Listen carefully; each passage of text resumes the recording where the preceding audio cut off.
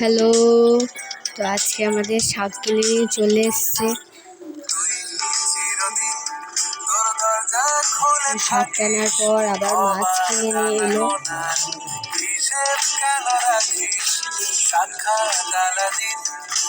তারপরে মাছ কাটা হয়ে গেছে, তো মাছ কাটিয়ে মা এখন নুন মাখাচ্ছে মাছের মধ্যে।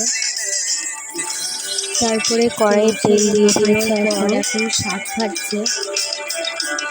তেল দেওয়ার পর মাছ ভাজছে।